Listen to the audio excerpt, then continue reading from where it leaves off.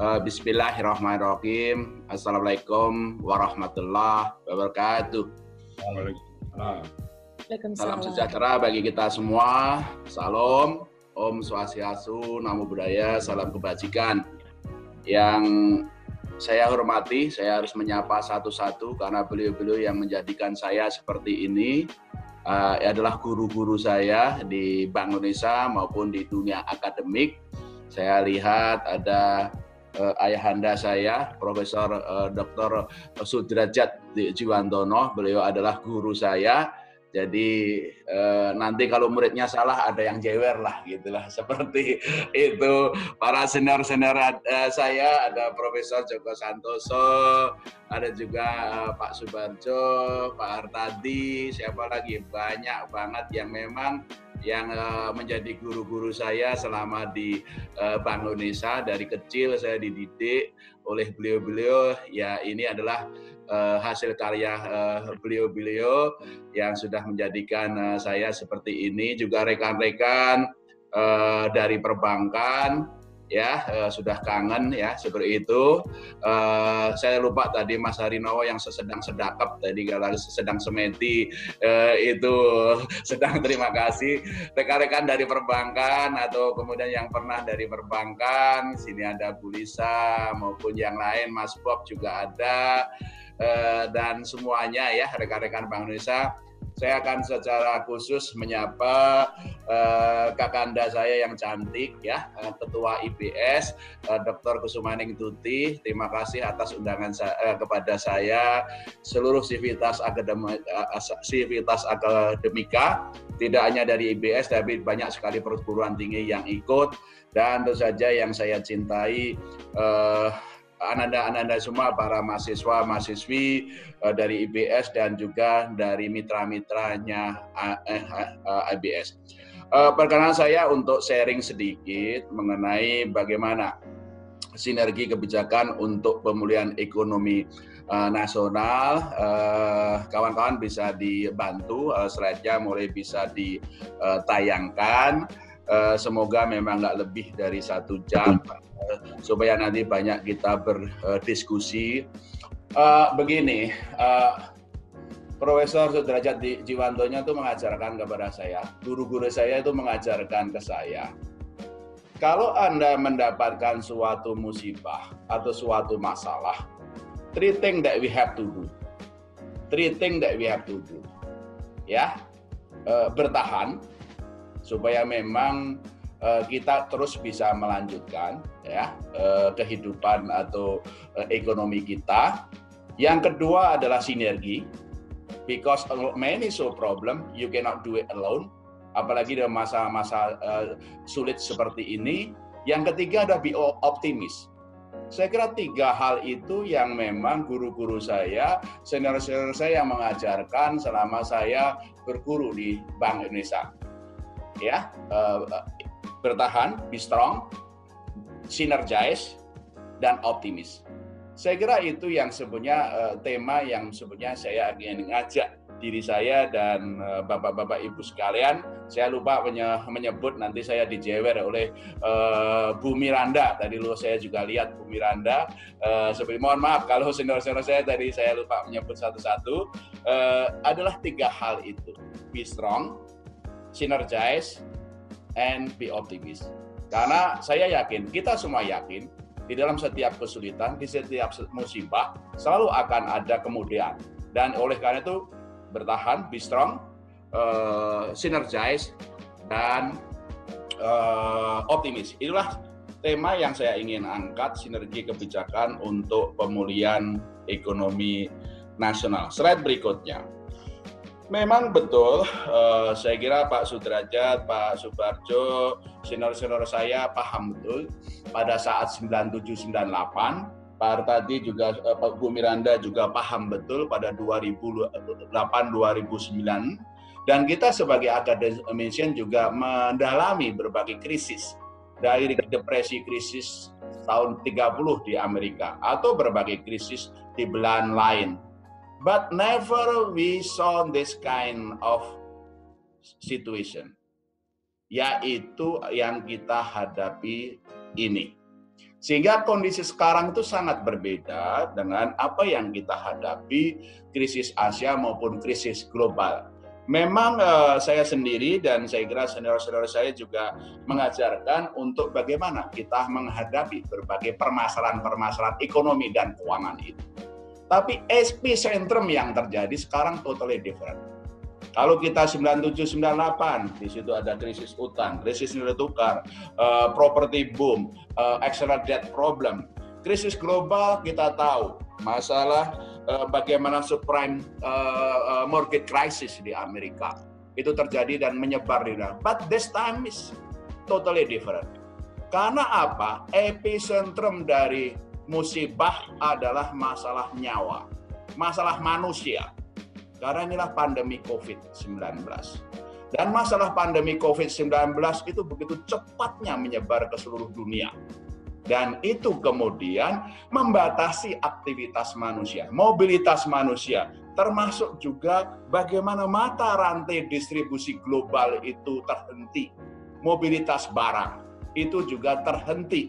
Dan itu yang menjadi epicentrumnya. Pandemi COVID-19, penanganannya membutuhkan pembatasan manusia, mobilitas barang itu kemudian terganggu, dan itulah yang kemudian berdampak pada penurunan pendapatan masyarakat, kegiatan dunia usaha, dan kemudian harus kita antisipasi, harus kita mitigasi dampak rambatannya ke sektor keuangan.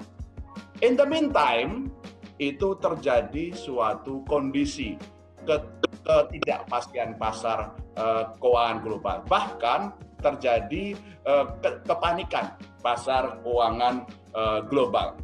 Nah, inilah yang kemudian terjadi. Epicentrumnya adalah masalah human.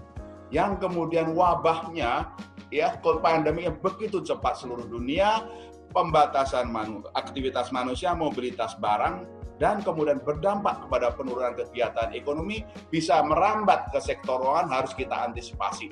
In the meantime, terjadi kepanikan. What we learn from that? Kalau kita menganalogikan suatu manusia, misalnya, ya, kena kemudian serangan, stroke misalnya. What stages that we have to do? The golden moment stabilization menjadi key. The first thing that we have to do to stabilize. Itu yang seperti itu, ya. Kalau kita kena, ya, serangan-serangan ini seperti ini, analoginya kalau kita manusia seperti itu, stabilizing the most important thing. Yang kedua adalah memberikan infus, stimulus dari moneter, dari fiskal, yang memang infusnya harus betul-betul extraordinary. Baru setelah itu adalah melakukan bagaimana kalau ada yang sakit, kita operasi dan segala macam, melakukan restrukturisasi kredit dan dunia usaha. That's the number 3. What is number 4? Kalau sudah mulai sehat, mulai kemudian beraktivitas kembali, tapi jangan langsung lari, jangan langsung main golf, tapi harus pelan-pelan, tetap menggunakan kaidah-kaidah yang sehat. Itulah kenapa perlunya sinergi, stimulus kebijakan untuk mitigasi COVID-19 tadi, baik dari aspek manusia, aspek jaminan sosial maupun pemulihan ekonomi. First thing, stabilizing. Second, give stimulus, fiscal moneter. Third, restrukturisasi kredit dunia usaha. Dan fourth, start a new normal. Itulah yang terjadi di berbagai belahan dunia, dan itu yang sebenarnya kita amati juga di Indonesia. Nah, dalam konteks seperti ini, Indonesia sebetulnya alhamdulillah, the first stage, stabilizing, itu sudah kita lewati, stabilizing. Kita juga sudah mulai memberikan infus, stimulus, moneter dan fiskal. Memang ada beberapa yang perlu penguatan masalah stimulusnya ini, supaya lebih efektif, bisa lebih cepat menyembuhkan sakitnya. Yang ketiga, restrukturisasi kredit dan dunia usaha juga sudah dilakukan. Memang perlu ada beberapa yang perlu penguatan. Dan kita mulai juga menyiapkan dan menerapkan apa yang kita sebut new normal, memulihkan sektor-sektor yang memang produktif dan aman. Dan itulah yang sebutnya kita pahami.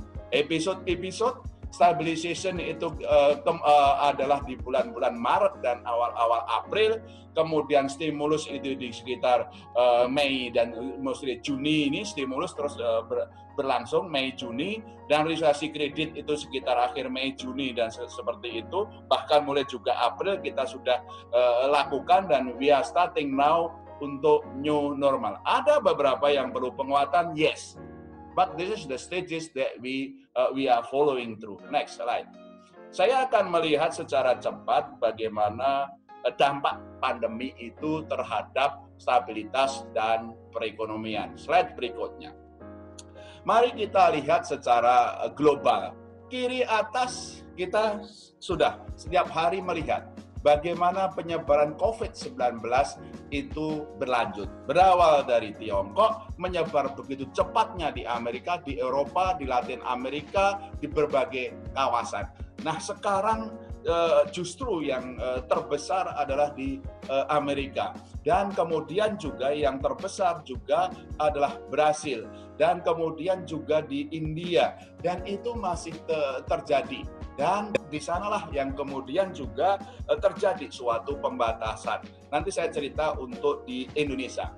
Oleh karena itu, begitu cepatnya penyebaran COVID ini yang kemudian di awal-awal episode ke grafik kanan atas menunjukkan ketidakpastian yang pada waktu itu tinggi.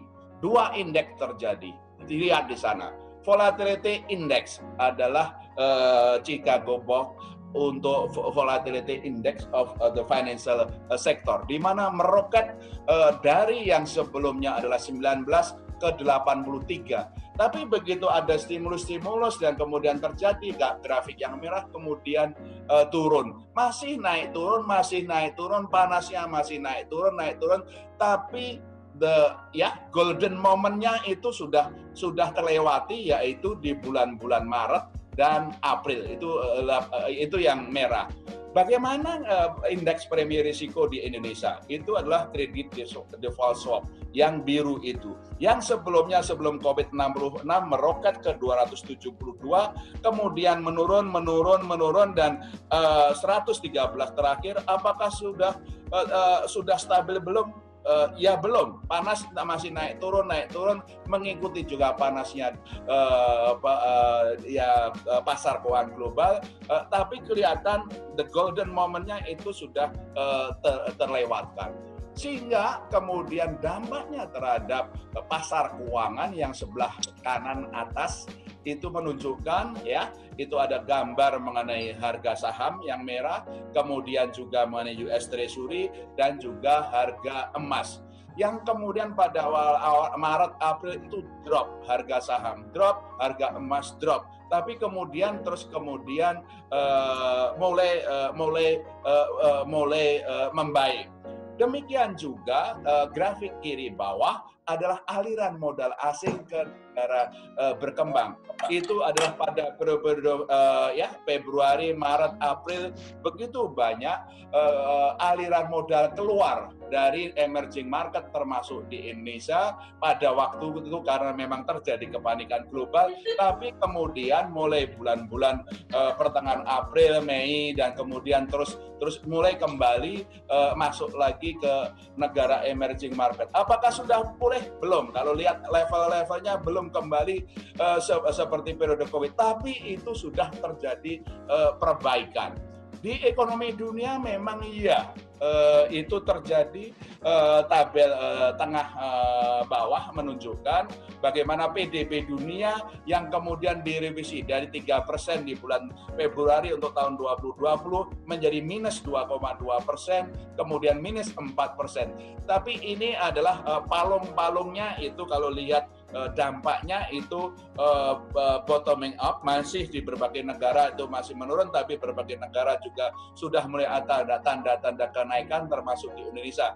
Tapi tahun depan memang diperkirakan yang semula sebelum COVID 3,4% tahun depan, Mei revisi ke atas 5,2, Juli itu menjadi 5%. Jadi siklusnya adalah begitu. Makanya kenapa di tahap-tahap awal harus bertahan. Yang tahap-tahap berikutnya sinergize dan be optimis karena ini akan terjadi perbaikan ke depan. Next slide. Bagaimana di Indonesia memang juga sama. Grafik kiri atas menyebutkan penyebaran COVID-19. Secara total masih mengalami peningkatan, baik jumlahnya maupun incrementalnya. Di sejumlah daerah, Jakarta kemarin sudah bagus, tapi naik lagi. Jawa Barat juga pernah turun, kemudian naik, sekarang juga turun lagi. Di beberapa daerah, Jawa Timur masih tinggi, Sulawesi Selatan, Kalimantan Selatan. Tapi ini juga epicenternya itu PSBB-nya ini beberapa mulai dibuka, tapi juga ada beberapa risiko second wave. Sehingga kita protokol pandemi COVID harus dilihat. Dampaknya terhadap pasar keuangan kelihatan tabel tengah atas, di mana di situ ada episode-episode. Dari 1 sampai 19 Januari, tabel di atas itu totalnya ini adalah portfolio inflow by SBN, saham maupun aset-aset keuangan yang lain, terjadi inflow 22,8 triliun. Tapi pada episode puncaknya pandemi COVID, itu adalah periode 20 Juni sampai kemudian sekitar 13 April, terjadi aliran modal asing keluar yang jumlahnya besar, adalah 182,1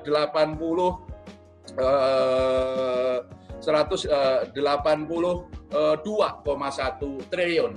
Tapi kemudian sejak 14 April sampai sekarang mulai terjadi aliran modal asing masuk, khususnya ke SBN. SBN 21,1 triliun, tapi untuk saham memang betul masih keluar masuk belum stabilizing masuk, karena memang bagaimanapun juga relate to the economic recovery lah, seperti itu. Tapi gambaran itu menunjukkan bahwa aliran modal asing telah masuk sejak 14 April, dan itu menjelaskan kenapa nilai tukar rupiah juga alhamdulillah yang pernah melemah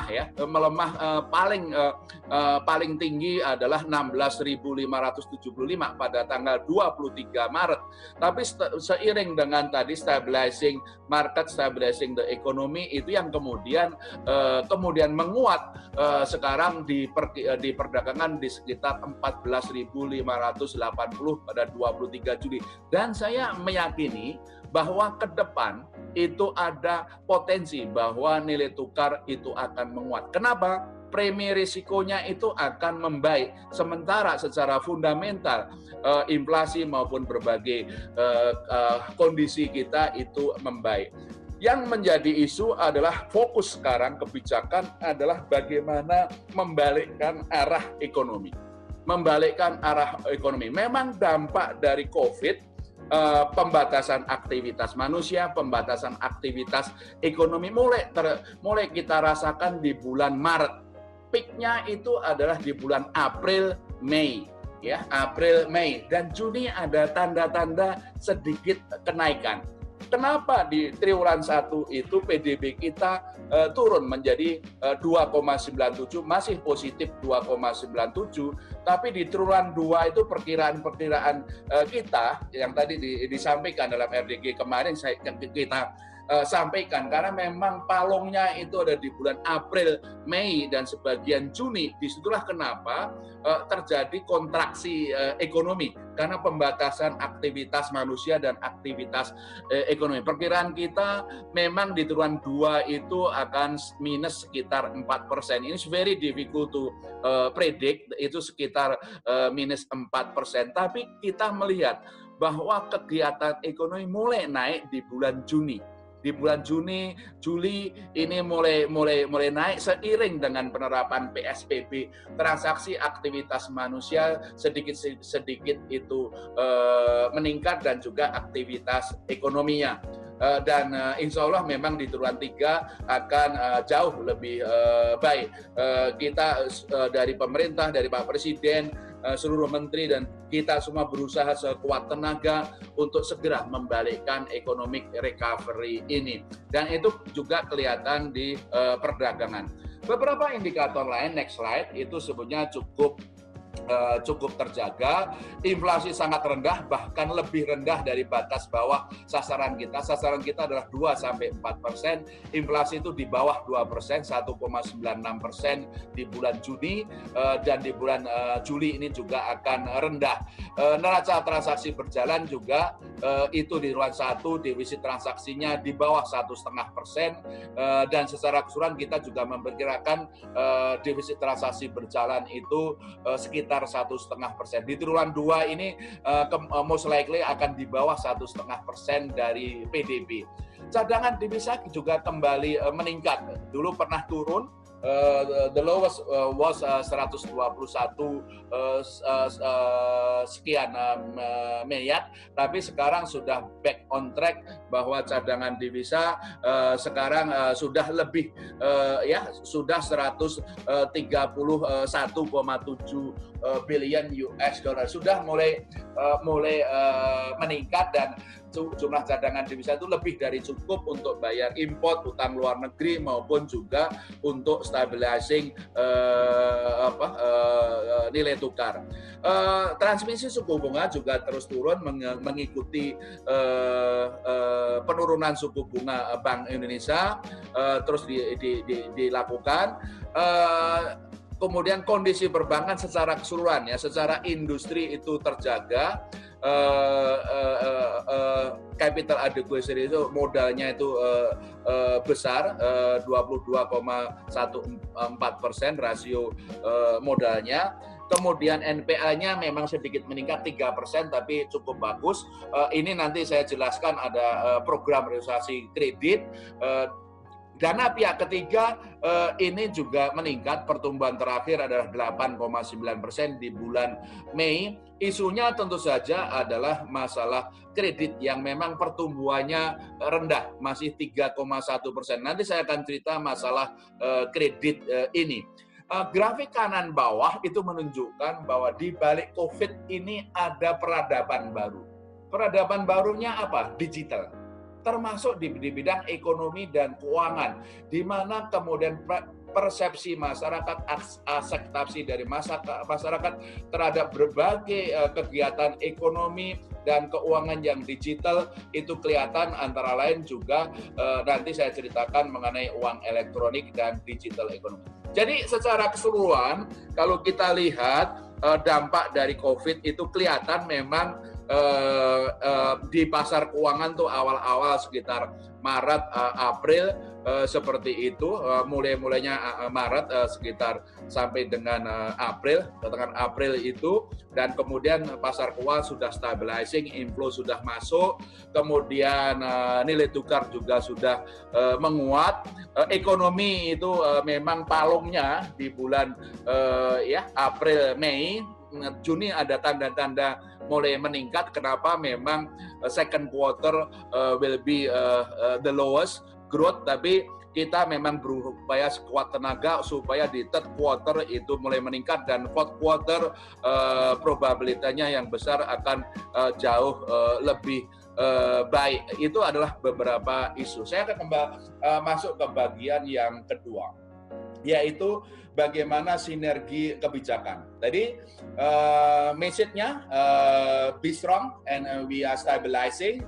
Mulai kemudian kita lakukan stimulus, synergizing ekonomi dan di fiskal dan moneter. Nanti saya ceritakan beberapa juga bagian dari restrukturisasi kredit. Slide berikutnya.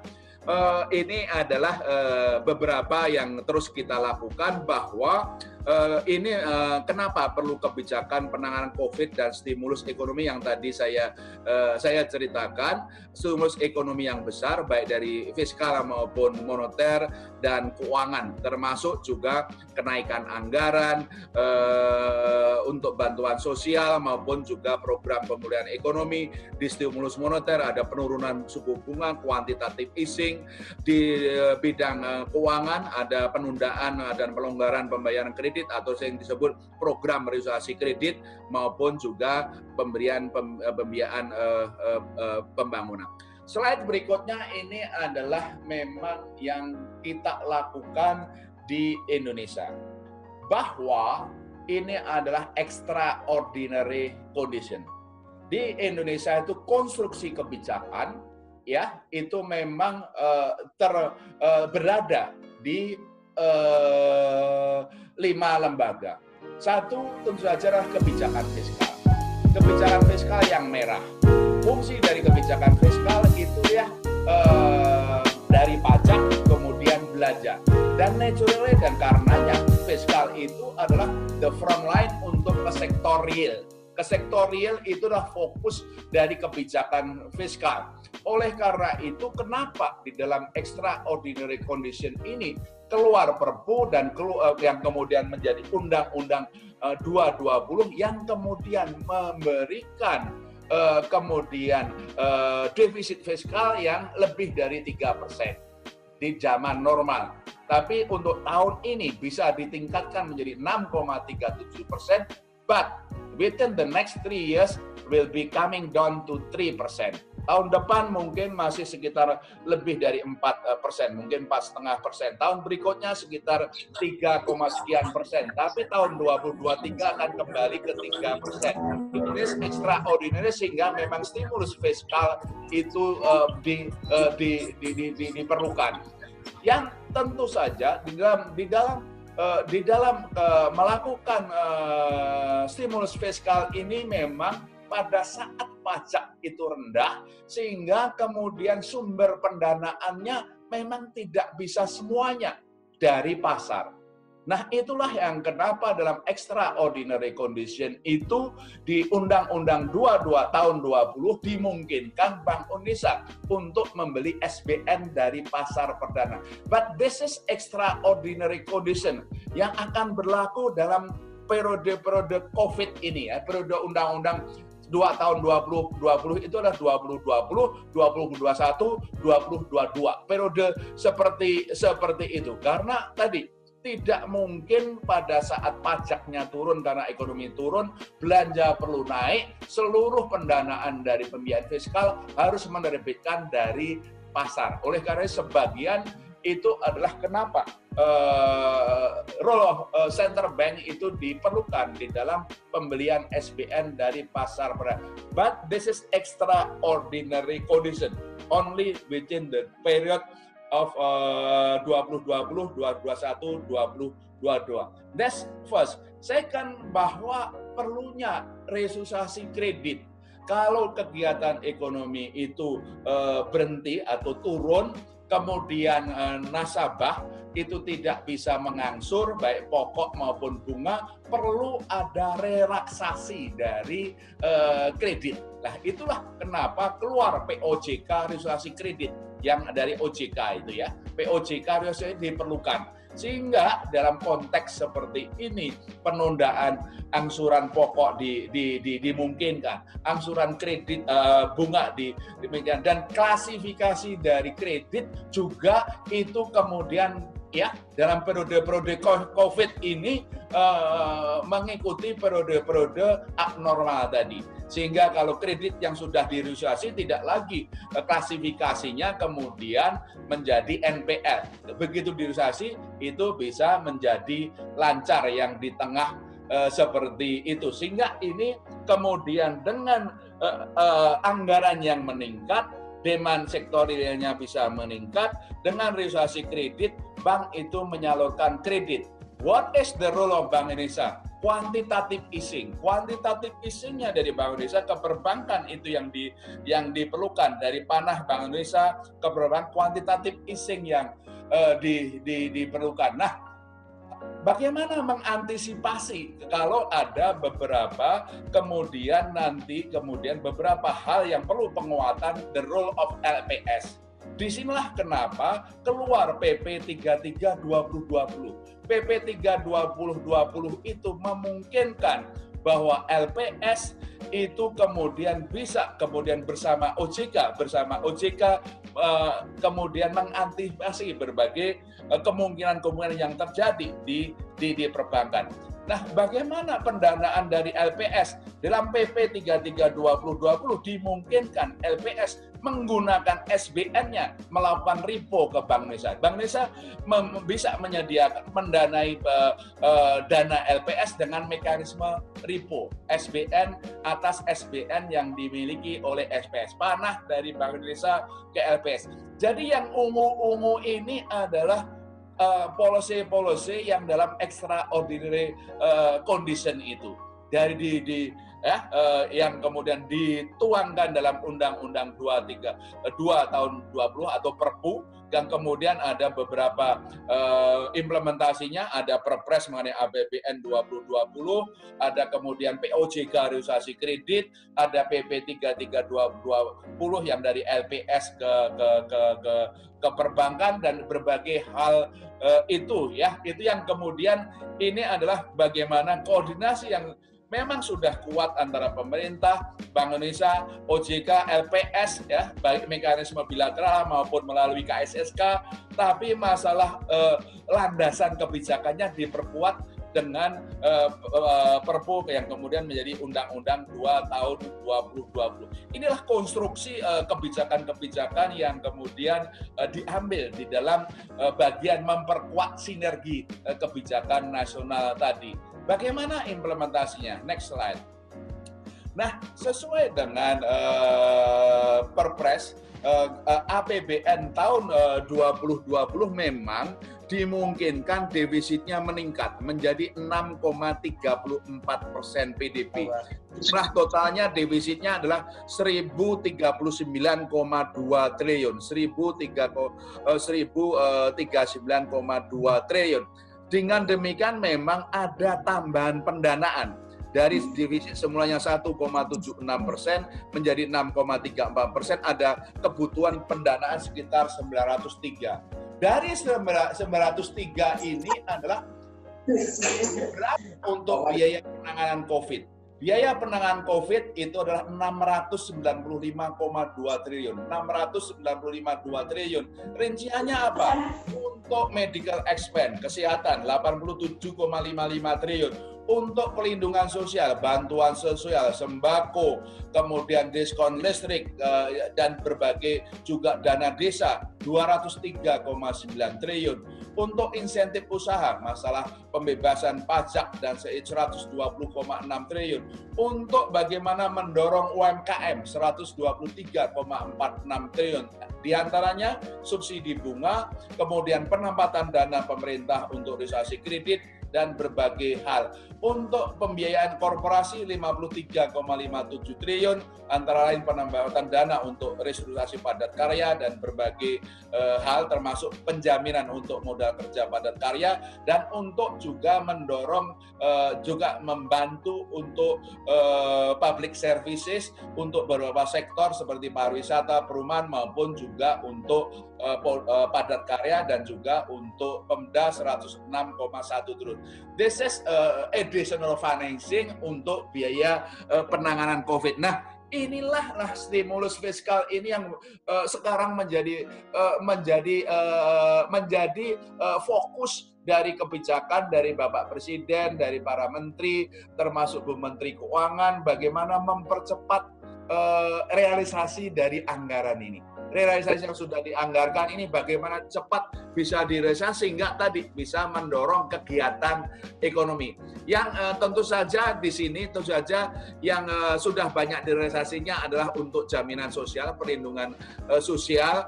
Ada beberapa yang memang perlu dipercepat karena ini tentu saja dalam proses anggaran dari yang setelah diputuskan di Perpres perlu ada beberapa prosedur, tapi alhamdulillah ini terus dipercepat, dan ini adalah absorpsi anggaran ini yang menjadi fokus kebijakan dari sisi pemerintah fiskal, sehingga diharapkan di triwulan tiga itu ekonomi bisa kemudian kembali menjadi lebih baik. Nah, ini adalah yang fokus dari kebijakan fiskal. Nah, bagaimana fokus di bidang perbankan? Tentu saja slide berikutnya, inilah resolusi kredit yang sudah dilakukan oleh perbankan. Perbankan juga ngebut, dan karena memang POJK dari OJK juga memberikan guidance yang jelas dalam resolusi kredit. Memang di awal-awal masih belum ada, masih banyak pertanyaan, tapi OJK dan perbankan terus-terusan melakukan sosialisasi, dan perbankan juga sangat melakukan berbagai resolusi. Nah, outstanding kredit yang dirusasi total di bulan Juni, yang tabel kiri atas, di bulan Juni itu kalau secara industri 871,58 triliun. Ini adalah angka-angka yang kami terima dari laporan bulanan bank-bank. Kalau OJK memang punya laporan mingguan, angka-angka OJK lebih tepat. Terus terang jumlahnya lebih besar, karena OJK weekly itu memantau terus, angkanya lebih besar. Kami karena laporan kami dari laporan bulanan bank-bank, angka-angka ini sebenarnya ini underestimate ya, angka yang lebih akurat itu adalah di OJK. Tapi sebagai gambaran aja bahwa perbankan juga melakukan resolusi kredit, totalnya 871,58 atau 15,71% dari outstanding. Dari industri 871 itu yang dilakukan oleh 30 bank terbesar itu 724,06 triliun. Nah, jenis kredit yang diresolusinya kayak apa? Kredit UMKM itu yang terbesar. Yang diresolusi kredit UMKM ini 309,29 triliun, tabel kanan atas ya, seperti itu. Kredit korporasi 164,67 triliun, kredit komersial 130,86 triliun, kredit konsumsi 119,29 triliun. Nah, kalau kita lihat dari bulan-bulannya, grafik kiri bawah itu ada Maret, April, Mei, Juni, seperti itu. Kelihatan memang kalau kredit konsumsi itu peaknya itu adalah di bulan Mei. Kalau UMKM peaknya, puncaknya adalah di bulan April, dan kemudian mulai. Artinya apa? Memang bank-bank itu progressing untuk melakukan restrukturisasi kredit. Nah, tentu saja disinilah yang nanti perlu yang menjadi fokus sekarang adalah bagaimana sebenarnya bank-bank itu siap menyalurkan kredit. Permasalahannya tentu saja bagaimana mendorong permintaan kredit. Nah, permintaan kredit itu akan berkaitan dengan dua hal.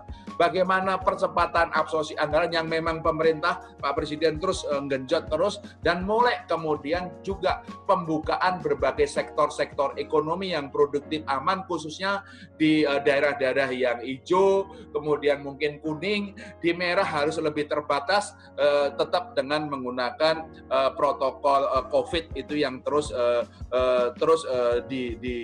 dilakukan. Nah, ini adalah sebenarnya episode ya, stimulus fiskal itu stimulus fiskal yang digunakan untuk mendorong ekonomi itu di episode yang kedua, resolusi kredit itu di episode ketiga, yang semuanya ini masih terus berlangsung tapi progressing ke sana. Nah, bagaimana Bank Indonesia itu bersinergi dengan pemerintah dan kemudian dengan OJK dan dengan berbagai pihak. Ini bagian ketiga yang saya ingin masuk. Slide berikutnya itu adalah bagaimana langkah-langkah bauran kebijakan Bank Indonesia. Slide berikutnya ini yang kami lakukan. All of our policy, karena inflasi rendah dan rupiahnya alhamdulillah itu sudah boleh stabil, makanya most of our policy itu adalah untuk bersama-sama pemerintah dan OJK segera ini mempercepat pemulihan ekonomi. Seperti tadi disampaikan oleh Pak Rossi, Pak Dr. Rossi, tahun ini kita sudah menurunkan suku bunga BI rate 4 kali, 100 basis point menjadi 4%. This is the lowest since 2016 BI rate, ya, memang inflasinya rendah. Seperti itu, ini adalah masih konsisten dengan inflasi yang rendah, dan ini sebagai bagian bagaimana kita koordinasi untuk mendorong pertumbuhan ekonomi. Yang kedua, kami terus melakukan stabilisasi nilai tukar rupiah. Tentu saja intensitasnya kalau dibandingkan periode Maret-April, alhamdulillah karena memang inflow sudah masuk, supply demand masuk saja, tapi kami masih terus menjaga bagaimana memastikan stabilisasi nilai tukar. Yang ketiga, kami melakukan pelonggaran moneter, quantitative easing 633,24 triliun untuk memastikan likuiditas perbankan. Likuiditas perbankan untuk most of the bank, ya. Mohon dipisahkan kondisi likuiditas industri dengan sejumlah bank. Itu mohon dibedakan, ya, seperti itu. Jadi industri secara keseluruhan likuiditasnya itu lebih dari cukup, ample. Kami sudah turun kuantitatif easing 633,24 triliun. Ini tidak hanya untuk mendorong perbankan menyalurkan kredit, tapi juga untuk pemulihan ekonomi. Dengan tentu saja dengan percepatan realisasi anggaran dan kemajuan dalam program realisasi kredit, semakin kita harapkan kuantitatif easing kita semakin efektif, ya. Tiga sinergi ini yang akan mendorong pemulihan ekonomi. Nomor 4 juga tadi saya sampaikan, ini adalah bagaimana penyediaan pendanaan dan berbagi beban untuk pembiayaan APBN guna mendukung program pemulihan ekonomi. Seperti tadi disampaikan, dalam kondisi yang sekarang ini defisit harus meningkat, belanja harus meningkat, pajak yang kemudian turun, tidak semuanya memang bisa diterbitkan melalui pasar, dan oleh karena itu Bank Indonesia melalui Undang-Undang 220 dimungkinkan untuk pembelian SBN dari pasar perdana, dan kami juga sudah menandatangani kesepakatan bersama 16 April 2020 itu yang melalui mekanisme pasar. Kemudian secara langsung adalah yang sering disebut burden sharing adalah pada SKB 7 Juli 2020. Yang nomor 5 tadi tindak lanjut dari PP 33 2020, kami juga sudah menyelesaikan bagaimana koordinasinya dengan LPS. Kalau LPS untuk antisipasi maupun penanganan bank bermasalah memerlukan pendanaan likuiditas, LPS bisa ke Bank Indonesia dengan mekanisme repo, karena LPS mempunyai SBN yang dimiliki, dan dengan SBN itu bisa melakukan repo, dan keenam melakukan digitalisasi di sistem pembayaran. Nah, slide berikutnya mungkin saya lebih cepat kalau ditanyakan nanti seperti itu. Bagaimana kami melakukan stabilisasi nilai tukar dengan triple intervention, khususnya pada saat terjadi pembalikan modal asing. Pada saat terjadi pembalik modal asing, selalu akan terjadi pada tekanan nilai tukar rupiah. Tekanan nilai tukar rupiah itu memang mostly berkaitan dengan inflow atau outflow dari portfolio asing. Oleh karena itu, untuk menstabilkan nilai tukar rupiah tidak cukup kita hanya intervensi di pasar tunai atau spot, juga tidak cukup untuk hanya intervensi untuk pasar forward dengan domestic non-delivery forward, tapi juga kami membeli SBN dari pasar sekunder. Itu sekaligus pada saat terjadi outflow SBN ke luar negeri, itu akan juga kami beli dari pasar sekunder, sekaligus itu sebagai bagian kami menstabilkan nilai tukar rupiah. Jadi kami menstabilkan nilai tukar melalui spot tunai, melalui forward domestic non-delivery forward, dan pada saat terjadi aliran modal asing keluar, khususnya portfolio, kami membeli SBN dari pasar sekunder. Slide berikutnya mungkin cepat saja, ini adalah kuantitatif easing kami, khususnya yang di bawah. Kuantitatif easing kami itu bisa melakukan penurunan GWM, bisa melakukan operasi moneter ekspansi dengan mekanisme repo SBN maupun juga dengan reverse repo. Nah, nanti saya jelaskan angka-angkanya. Kemudian slide berikutnya ini adalah kebijakan suku bunga. Bagaimana reaksi perbankan terhadap penurunan suku bunga? Inilah periode sejak tahun lalu kami sudah menurunkan suku bunga 7-day reverse deposit. Kalau kita lihat dari Juli 19 ke Juni 2020, kami sudah turunkan 200 basis point di tabel kiri bawah itu. Tahun ini adalah 100 basis point. Kami turunkan GWM 350 basis point tahun ini. Kita turunkan dan juga ekspansi.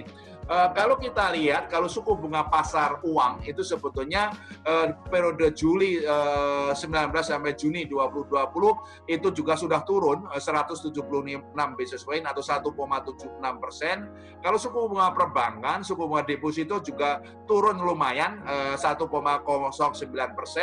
Yang tentu saja suku bunga kredit turunnya sudah turun 0,76% atau 76 basis point. Ini yang tentu saja masih ada room untuk penurunan suku bunga. Pertumbuhan dana pihak ketiga ada gambar di sana. Terakhir adalah pertumbuhan dana pihak ketiga di bulan Mei 2020 itu cukup baik 7,95%. Kemudian pertumbuhan kredit adalah 1,49%. Nah, kenapa pertumbuhan kredit masih rendah? 1,49%. Padahal sebelum COVID di Juni itu 9,92%. Ini menunjukkan adalah demand-nya. Kalau sebelum COVID itu bisa tumbuh 9,92%, kalau sekarang hanya tumbuh 1,49%, itu menunjukkan bahwa plafon kredit yang sudah disediakan oleh bank itu tidak memang diambil oleh dunia usaha.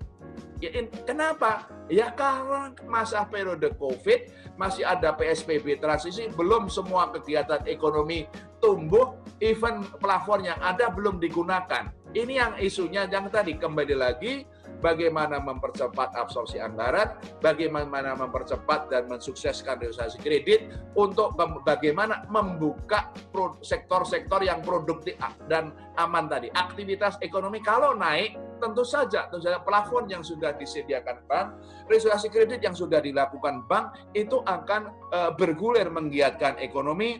Pada saat yang sama juga ada absorpsi anggaran yang lebih tinggi. Stabilisasi nilai tukar, alhamdulillah. Slide berikutnya kami sudah lakukan stabilisasi. Alhamdulillah nilai tukar rupiah menguat itu yang tertinggi waktu itu 16.575 pada 23 Maret. Alhamdulillah 14.580 sekarang di perdagangan itu. Aliran modal asing tadi kita tunjukkan mulai masuk sejak 14 April 2020 21,1 triliun itu untuk SBN sampai dengan 23 Juli. Cadangan devisa naik kembali 120,4 miliar pada saat puncaknya COVID, sekarang 131,7, dan insya Allah bulan ini akan naik kembali. Dan juga kami juga melakukan second line defense dengan swap dengan Cina, dengan Jepang, dengan Korea, dengan berbagai negara, termasuk juga repo lain dengan Fed 60 miliar.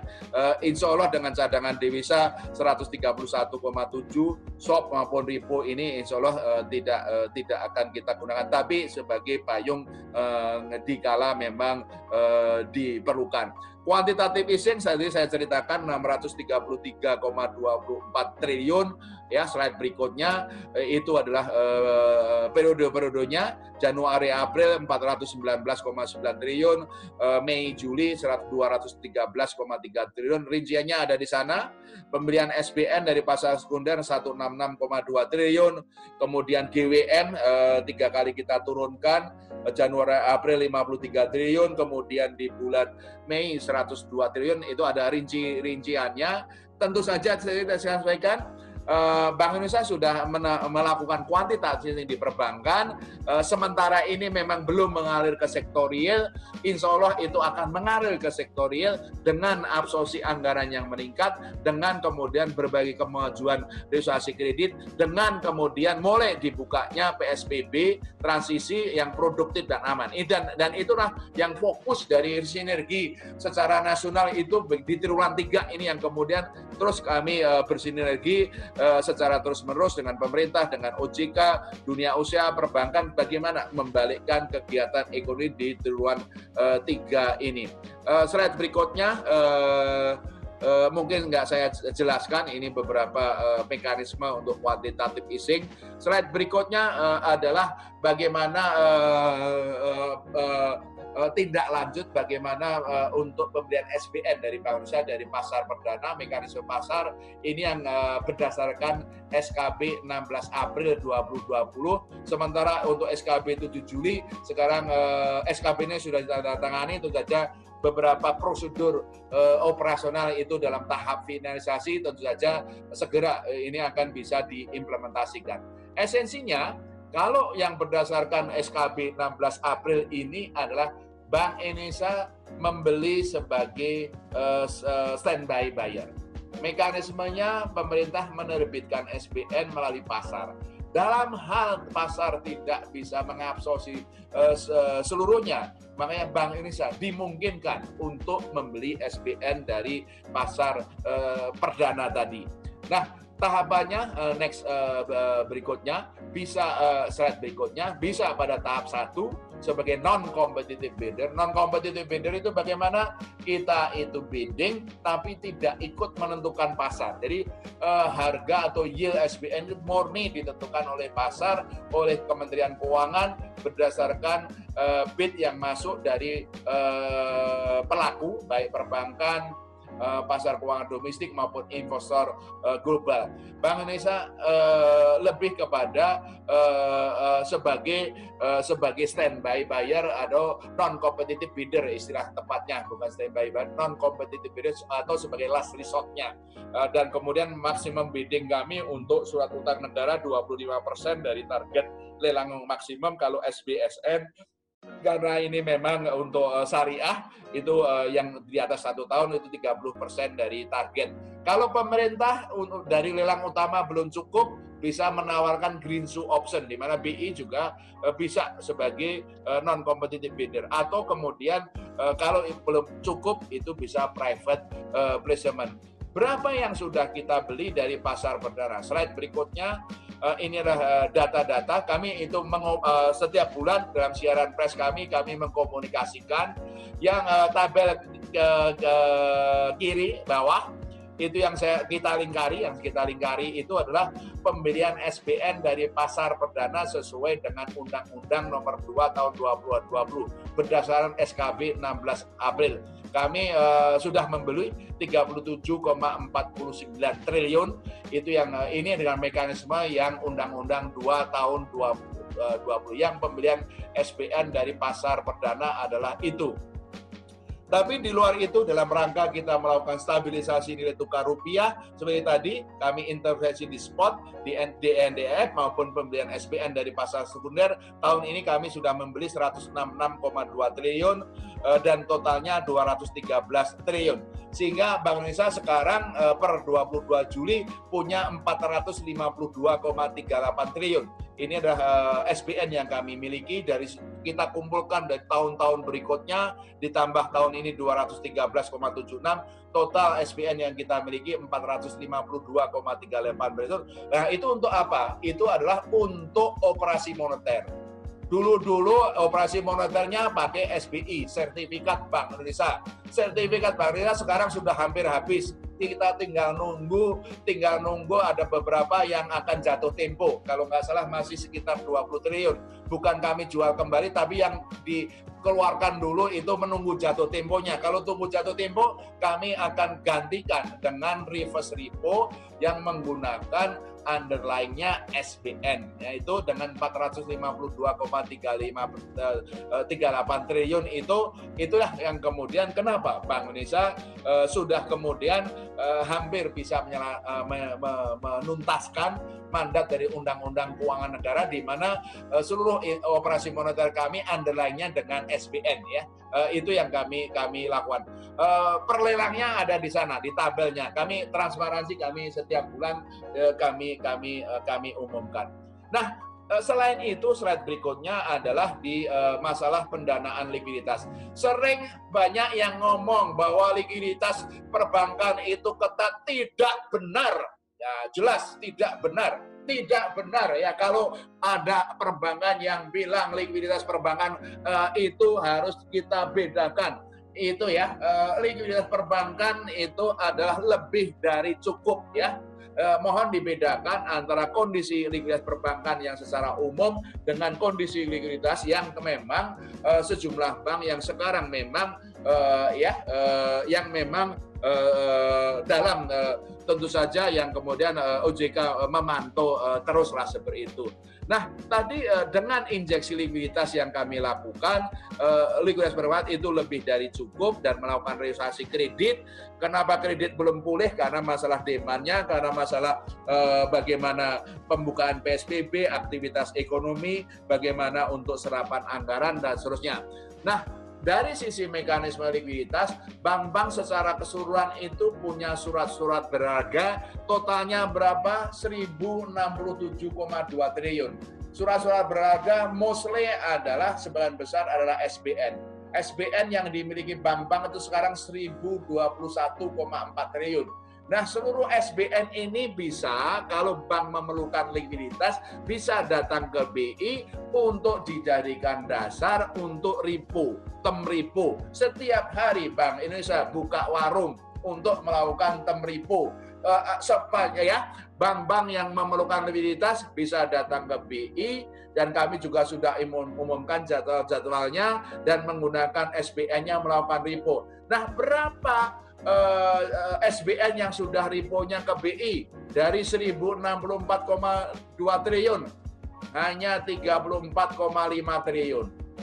Dari 1.067,2 triliun ya, repo bank yang melakukan repo ke Bank Indonesia dengan SBN-nya adalah 34,5 triliun. Ini membutuhkan, memang menunjukkan memang likuiditas di perbankan itu jauh lebih cukup. Dan karena itu memang tentu saja sekarang prosesnya realisasi kredit, ekonomi kalau nanti naik akan memerlukan tambahan kredit, tentu saja yang baru, dan juga tentu saja dari plafon yang ada akan ditarik. Jadi itulah sebetulnya kondisi tambahan likuiditas. Nah, sekarang jadi kita harus membangun optimisme, insya Allah di triwulan 3 itu ekonominya akan membaik, dan dengan serapan anggaran yang lebih baik, kemudian juga pembukaan PSBB, terutama di daerah hijau, sebagian yang kuning dengan protokol COVID yang baik, dan tentu saja dengan juga progres penyaluran realisasi kredit. Nah, kita juga harus membangun optimisme, yaitu adalah mempersiapkan new normal. Slide berikutnya. Nah, disinilah yang kemudian COVID itu apa sih? Bu Tito dulu bolak-balik minta saya ngajar, nggak kelakon-kelakon. Tapi begitu COVID malah gampang. Kenapa? Bisa digital. Ya, Pak Barjo juga sering ngundang saya untuk kuliah, susah karena dari Tamrin ke Kemang itu memerlukan waktu 2 jam, bolak-balik 4 jam. Gubernurnya nggak bisa kerja, kan gitu kan? Kalau harus ngajar dari Tamrin ke Kemang. Nah, sekarang bisa ngajarnya dari rumah, gitu. Seperti itu. Karena apa? Digital. COVID itu mengajarkan kita siap-siap. Bu Tito, saya senang tadi Bu Tito di IBS mengajarkan digital ekonomi, digital keuangan, ya seperti itu, big data. That's actually the new normal adalah digital. Termasuk kita mendigitalkan UMKM kita, ya. Itu adalah sebagian dari new normal, dan itu adalah fokusnya Bank Indonesia sejak tahun lalu. Mei 2019 kami meluncurkan Blueprint Sistem Pembayaran Indonesia yang ingin mendigitalkan ekonomi keuangan kita. Karena UMKM dan ekonomi halal itu adalah UMKM 55,4% dari PDB kita, 99,9% dari unit usaha, dan mungkin lebih sekitar 90% dari tenaga kerja kita di UMKM. Nah, selama ini Pak Barjo dulu adalah melakukan inklusi keuangan dengan rekening. Dulu memang itu diperlukan rekening. Sekarang lebih cepat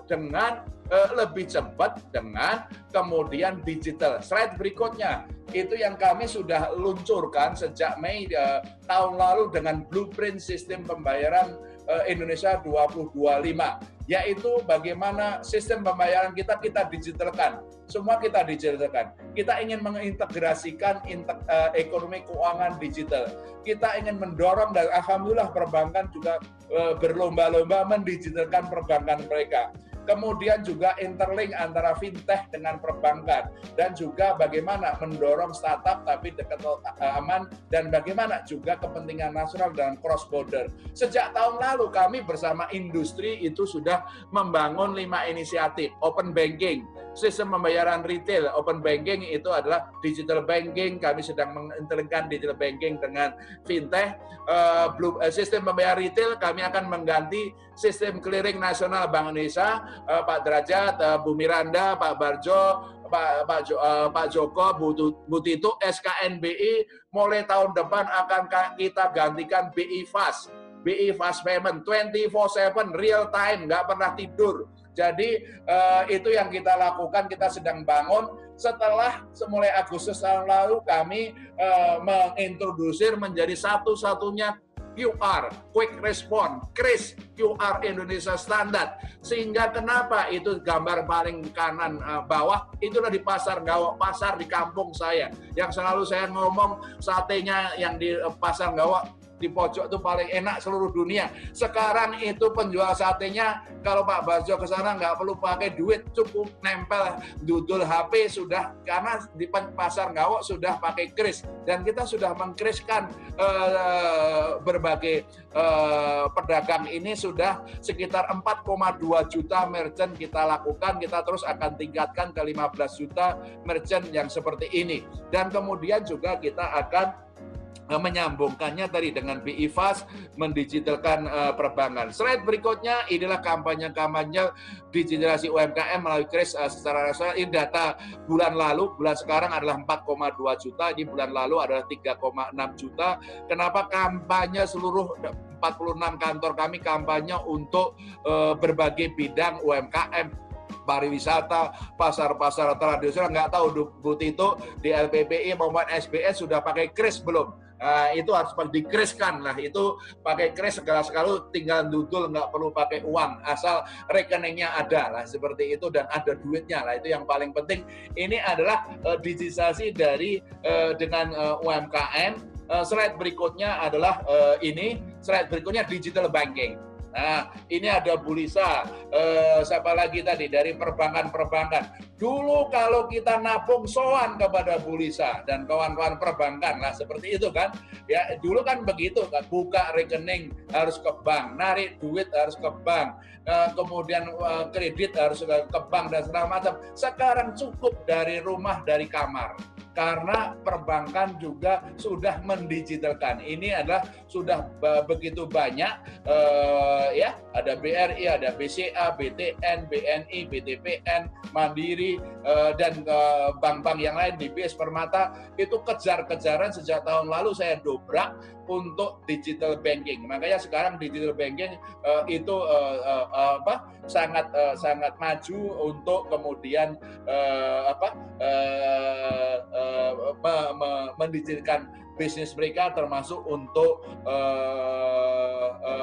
UMKM ini. Dan pandemi COVID inilah peradaban baru. Peradaban baru adalah digital. Digital, Bu Tito, harus digital learning bagaimana. Juga digital di perbankan, digital UMKM. Di Bank Indonesia sendiri kami juga kemarin sudah rapat kerja, kami juga dalam 5 tahun ke depan kami akan membangun Bank Indonesia to be the first and the best center bank 4.0. Bank sentral digital terdepan. Kami sudah membangun berbagai platformnya, kami akan digitalkan dari kebijakan maupun kelembagaan. Final word, Pak Rosi sudah, Dr. Rosi sudah ngintip saja. Final word seperti tadi, ya. Kita diajari dalam setiap musibah, kita harus tahan, harus kuat, dan juga sinergi, be kreatif. Yang ketiga adalah optimis, termasuk be prepare of new civilization. Nah, apa langkah penting yang kita lakukan? 5 langkah penting yang harus kita lakukan pada saat ini. 1, patuhi protokol COVID-19. Mas Ronaldo tolong dicatat 5 langkah penting untuk melakukan ini. 1, penuhi protokol COVID-19 supaya kita terus bisa maju, memulihkan ekonomi, belajar mengajar, tapi tetap aman. Protokol COVID-19 supaya tidak terjadi second wave, itu adalah nomor 1. Nomor 2 sekarang yang sedang dilakukan oleh pemerintah, mempercepat penyerapan anggaran supaya ekonominya itu terus itu segera membaik, khususnya di triwulan 3. Nomor 3, membuka untuk sektor-sektor yang siap, khususnya di daerah hijau kuning, tetap produktif dan aman secara bertahap. Itu adalah sehingga kegiatan ekonomi itu bisa kembali membaik. Itu adalah nomor 3. Nomor 4 tadi, resolusi kredit dan dunia usaha. Sudah berlangsung, sudah terus dilakukan, dan ini kita lakukan yang memang sekarang fokusnya UMKM. Ini kita sedang bicara dengan pemerintah untuk resolusi korporasi dan seterusnya. Itu adalah nomor 4. Nomor 5 apa Pak Ronaldo? Adalah digitalisasi. Digitalisasi khususnya masuk UMKM, tapi juga digitalisasi di berbagai hal sebagai new civilization di balik keuangan. Itulah 5 langkah penting untuk kita segera membaik, dan insyaallah dengan rahmat Tuhan, dengan kesempurnaan, keberkahan dan lindungan Tuhan, semoga kita ekonomi kita akan membaik. Sekian, terima kasih. Wassalamualaikum warahmatullahi wabarakatuh. Waalaikumsalam warahmatullahi wabarakatuh. Terima kasih kami ucapkan kepada Bapak Gubernur, Bapak Ferry Warjio. Kita masuk ke sesi kedua. Mohon izin Pak Ferry, kita masuk ke sesi tanya jawab. Karena waktu kita juga mungkin tidak banyak, jadi kita ada 30 pertanyaan, dan barangkali kita sesi 1 ini ada 3 pertanyaan. Itu 1 dari mahasiswa, kemudian ada yang dari terakhir, barangkali yang sesi pertama ini dari senior. Nah, kita mulai pertanyaan dari Avicenna, Pak Ferry. Pak, ini ada pertanyaannya, mahasiswa IBS akuntansi, itu beliau, mahasiswa ini setuju bahwa pemerintah perlu melakukan berbagai stimulus untuk menyembuhkan keadaan ekonomi negara saat ini. Namun, stimulus-stimulus tersebut terasa kurang efektif apabila tidak diiringi dengan peningkatan permintaan dari masyarakat dalam hal yang sangat penting untuk meningkatkan gairah ekonomi. Yang pertanyaan Mas Avicenna ini, kebijakan atau strategi apa yang dilakukan pemerintah demi meningkatkan demand masyarakat untuk mensupport kebijakan stimulus yang dilakukan pemerintah agar lebih efektif dalam menyelamatkan ekonomi nasional? Itu yang pertanyaan pertama. Pak Ferry, barangkali kita satu persatu atau Bapak mau langsung? Boleh 3, boleh 5. Oh. Saya bisa menjawab 5 pertanyaan sekaligus. Ya. Kita masuk ke penanya yang kedua. Ini dari Agusta Rinaldi. Pak Agusta itu menanyakan dampak pandemi COVID sebagai salah satu Indonesia yang sangat terdampak cukup dalam dari perspektif, dan dunia juga secara global mengalami dampak dari COVID-19 ini. Lesson learned apa yang dapat dijadikan anticipative action sekaligus preventive action untuk Indonesia agar bisa rebound dengan sukses pada saat turnaround nanti? Itu pertanyaan kedua, dan ini ada pertanyaan juga yang yang ketiga dari Pak Wahyudi. Pak Wahyudi itu menanyakan terkait dengan syariah. Karena struktur pembiayaan syariah itu lebih tinggi dari bank konvensional dan tingkat likuiditasnya juga rendah, bagaimana antisipasi BI agar kepercayaan masyarakat tetap tinggi kepada bank-bank syariah? Barangkali pertanyaan itu dulu Pak Ferry, kita mohon kesediaan Bapak merespon tadi. Silakan Pak. Oke, makasih. Untuk efektivitas stimulus ekonomi, gini loh. Tapi mahasiswa ya, Ananda Abusena ya, tadi yang saya sampaikan lah seperti itu. Di bulan Maret, April ya, dan juga Mei, itu kan PSBB-nya kan ketat kan. Betul nggak? Ya kan? Di bulan-bulan mulai akhir Maret, kemudian April itu kan ketat lah seperti itu, ya, juga Mei ya, seperti itu. Nah, dalam kondisi seperti itu, kalau kita memang keluar rumah aja takut, itu seperti itu kan ya, Pak Dr. Rusi ya, kawan semuanya kan. Terus kemudian ya di berbagai daerah kan ada PSBB. PSBB memang harus dilakukan. Kalau enggak wabahnya begitu cepat. Nah seperti itu. Dan itu masalahnya adalah taruhannya manusia. Kan begitu kan? Dan oleh karena itu, karena PSBB yang harus dilakukan, tidak hanya di Indonesia, seluruh dunia melakukan itu, maka mobilitas manusia itu terbatas, aktivitas ekonominya juga terbatas.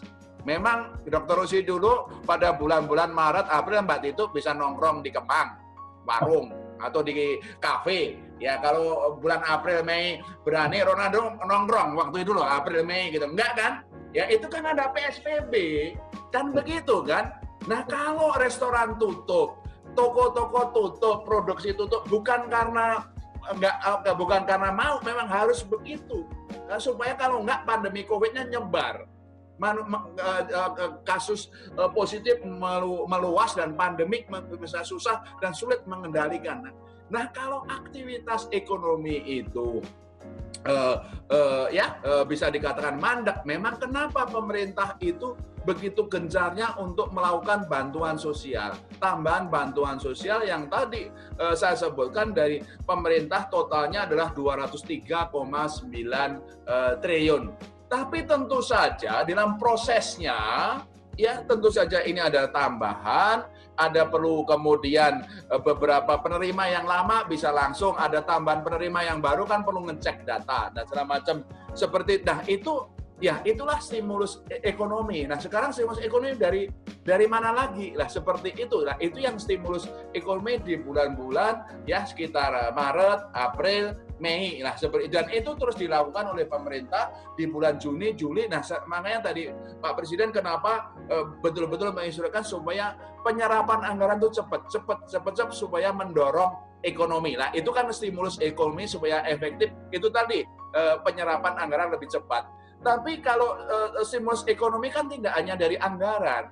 Kegiatan ekonomi kan harus mulai secara bertahap dibuka kan Pak Rosi ya, Pak Ronaldo dan kawan-kawan. Nah, ya seperti itu kan. Tapi ya aman. Kalau Ronaldo sekarang nggak tahu bisa nongkrong di Kemang atau enggak. Kalau dulu penuh kan gitu mau ngantri. Kalau sekarang ngantri malah nanti risiko kena COVID kan. Nah kalau mau dibuka ya jangan penuh, separuh saja, pakai physical distance, pakai masker gitu loh. Kecuali kalau minum pakai masker kan nggak bisa. Nah, tapi jangan maskernya dibuka waktu ngobrol gitu loh. Harus seperti itulah. Kalau itu protokol COVID yang dilakukan. Di Tanah Abang juga boleh dibuka, di mal-mal juga dibuka. Tapi orang kan masih takut. Nggak tahu Pak Barjo sudah ke mall belum lah, seperti itu. Mallnya sudah dibuka, tapi orang kan takut. Istri saya ke mall juga takut, kan nggak boleh. Yang kalau di atas 40-50 disarankan stay at home saja, jangan ke mall. Itu kan ini kan kita justru itu. Ini artinya apa? Aktivitas ekonomi ini pelan-pelan itu dibuka dan itu akan meningkatkan efektivitas stimulus ekonomi tadi termasuk dari pemerintah, dari institusi kredit itu yang terus dilakukan sehingga kuantitatif easing yang dilakukan Bank Indonesia itu bisa mengalir ke sektorial koordinasi yang hand in hand sangat erat dengan pemerintah dengan OJK. Itu memang terus kami hampir tiap hari sering kita ketemu untuk mempercepat ini. Tapi kondisinya memang ini ada sangat luar biasa ya. COVID-19 itu betul-betul itu karena masalah tadi, masalah wabah itu. Tapi insya Allah dengan mulai Juni tanda-tandanya mulai membaik ya seperti itu ya.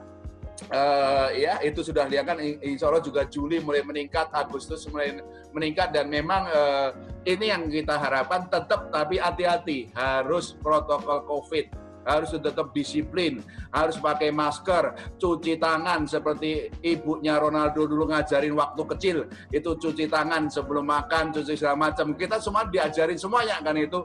Kemudian physical distance dan segala macam. Itu yang kita stimulus ekonomi seperti itu. Nah, yang pertanyaan Agusta itu bagus. What lesson learned? Ini adalah menunjukkan terus terang guru saya Pak Sudrajat itu guru saya mengenai globalisasi. Globalisasi ini adalah suatu cerminan bahwa globalisasi ada positifnya tapi juga ada negatifnya. Karena globalisasi begitu trade investment antar negara. Bahkan dalam globalisasi itu mata rantai dunia itu kan terpusat. Di mana mata rantai dunia terpusat, Pak Rosi? Kan dari Tiongkok. Begitu Tiongkok kena COVID, begitu mata rantainya dari seluruh dunia kan kena. Ini kan global value chain itu kan pusatnya tempo hari kan dari Tiongkok. Begitu Tiongkok kena COVID, Wuhan tutup pelabuhannya, dan itu kan berhenti seluruh dunia lah seperti itu. Mempelajarkan itu makanya kita tetap harus open trade and investment. Tapi dalam value chain jangan mengandalkan satu value chain, Pak Rosi. Harus ada beberapa value chain. Ada value chain yang dari Tiongkok, iya. Ada value chain dari India, iya. Dari kemudian sehingga kalau terjadi satu yang kena suatu mandek, kita masih ada value chain yang lain. Ekspor import itu bisa jalan. Nah seperti itu ya. Itu ya pelajaran dari COVID ini. Terus pelajaran apa? Kembali lagi di Indonesia itu begitu banyak sektor ekonomi yang belum dibangun. Apa itu UMKM, Pak Rosi? UMKM. Dulu memang kita semuanya mengerahkan UMKM, inklusi keuangan. Tapi COVID itu mempermudah bagaimana mendigitalkan UMKM. Bagaimana mendigitalkan UMKM? Kuncinya 3. 1, bentuk klaster, kelompok. Itu lebih mudah. Kedua, ajari mereka kewirausahaannya, produksi, keuangan, pemasaran, ya, termasuk juga bagaimana akses keuangan. Yang ketiga adalah digitalkan.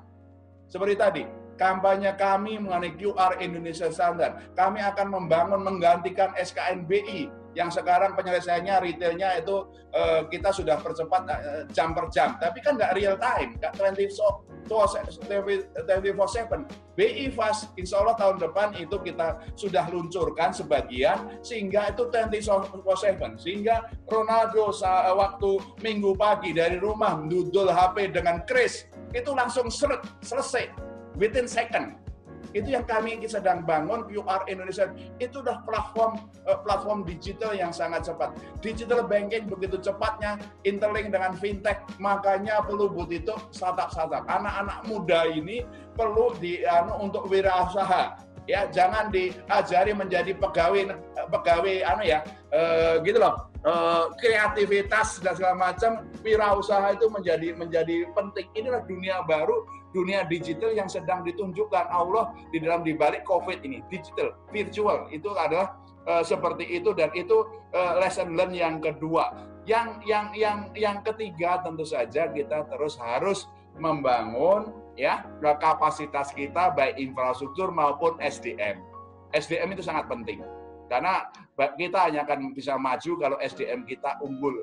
Peran dari dunia kampus, anak-anak muda itu menjadi sangat penting. Jadi beberapa lesson learn tadi, ya kita harus go global, tapi jangan tergantung pada satu negara dalam global value chain ya, harus kita mendiversifikasikan. Yang kedua, tumbuhkan sumber-sumber pertumbuhan ekonomi dalam negeri. Apa itu? UMKM, pariwisata, ya itu seperti itu. Masuk keripik aja harus ngimpor dari negara lain. Masuk Indonesia nggak bikin keripik ya bisa keripik, tapi bagaimana keripik standarisasi, kemudian dimasukkan dalam suatu standarisasi, bagaimana bisa dilakukan platform digital. Bank Indonesia sudah membangun beberapa platform ya, seperti di Jawa Barat, Bank Indonesia kan punya sekitar 600-an UMKM, termasuk di klaster pangan ya. Itu di Jawa Barat kita sudah bangun platform sayurku. Antara petani dan yang lain konsumen bisa jualnya melalui platform sayurku. Di Sumatera Barat maupun di lain kami bekerja sama dengan perbankan maupun dunia fintech untuk mengembangkan startup itu, di samping QR Indonesia Standard, BI Fast maupun lain. Mendigitalkan itu menjadi sangat penting. Pak Wahyudi, syariah. Nah ini kita sejak saya jadi gubernur, saya balik paradigmnya. Ya, kita tidak bisa mengembangkan perbankan syariah tanpa mengembangkan ekonomi syariah. Kita tidak bisa memperbanyak bisnisnya, penumpangnya nggak ada. Makanya perbankan syariah, keuangan syariah hanya akan maju kalau ekonomi syariahnya juga akan maju. Itu adalah kuncinya adalah itu. Itulah oleh karena itu dengan Pak Wapres dulu Ketua MUI, kita terus gencar membangun halal value change, baik yang korporasinya, mediumnya, maupun juga ekonomi rakyatnya, termasuk pesantren-pesantren. Bagaimana kita membangun value chain mengenai ekonomi halal. Itulah market yang belum dibangun dan kita harus bangun. Kalau itu kita majukan, perbankannya jelas akan maju, keuangannya akan maju. Nah, dalam konteks ini untuk likuiditas, Bank Indonesia sendiri sudah banyak mereform berbagai instrumen moneter dan makrobudensial kita yang betul-betul syariah, termasuk yang terakhir kemarin untuk beberapa instrumen yang kita lakukan yang betul-betul mengandalkan prinsip-prinsip yang tetap syariah, tapi kemudian secure pasar uang antar syariah maupun operasi moneter kita. Jadi untuk syariah, mari kita bangun tidak hanya perbankan keuangannya, tapi juga ekonominya, agar bisnya bisa tumbuh, penumpangnya bisa banyak. Saya kira itu untuk Pak Wahyudi. Silakan Pak Rosi. Ya Pak. Yang terakhir ini barangkali satu penanya dari senior Pak Ferry, undang dari bapak-bapak dan ibu senior. Kalau ada satu penanya, kami persilakan bapak dan ibu tokoh-tokoh senior perbankan, kami persilakan kalau ada. Kalau tidak, saya kira kita waktunya sudah running mendekati jam 9 dan kami sekali lagi luar biasa semangat Pak Ferry, makin malam ini makin rasanya kok semacam lebih pagi gitu. Rasanya makin semangatnya makin tinggi dan kami sangat berterima kasih kepada Bapak atas presentasi dan jawaban Bapak yang sangat lugas. Kami tentunya menghargai setinggi-tingginya. Dan Bapak dan Ibu, mengingat waktu kita sudah running begitu mendekati jam 9, kami mohon maaf Bapak Ibu dan seluruh undangan tidak bisa kita membuka lagi sesi yang kedua. Dan kepada Pak Ferry Warjo PhD, kami sekali lagi mengaturkan banyak terima kasih. Bapak Ibu undangan yang kami muliakan, tadi kita sudah sama-sama mengikuti kuliah umum, diikuti dengan tanya jawab melalui diskusi. Kemudian kita juga melihat dengan waktu yang semakin bergerak cepat, kami mohon sebesar-besarnya, maaf sebesar-besarnya, bahwa kita untuk tanya jawab kita tutup sampai di sini. Dan sesungguhnya kita sudah mendapat pemahaman deep insight yang begitu banyak dari Bapak Gubernur Bank Indonesia untuk persiapan kita memasuki new normal. Sebelum kita akhiri, perkenankan kami menyampaikan beberapa poin yang sempat kami catat, meskipun ini bukanlah suatu kesimpulan. Pertama, Pak Ferry menyebutkan tadi ada 3 pilihan, yaitu kita harus bertahan, sinergi, dan optimis. Dan 5 tahapan yang kita akan lalui, yaitu stabilizing, stimulus, kemudian restrukturisasi kredit, pembiayaan, new normal, dan digitalisasi. Kami sekali lagi dari jawaban-jawaban yang tadi disampaikan, tentunya kita melihat bahwa begitu banyaknya hal-hal yang sangat positif yang kita dapatkan dari diskusi dan kuliah umum malam ini. Poin yang kami ingin dapatkan bahwa dengan adanya sinergi kebijakan di antara semua pemangku kepentingan, baik untuk sektor fiskal, moneter, dan stabilitas keuangan, diyakini mampu mengatasi situasi dan kondisi pandemi COVID-19 ini.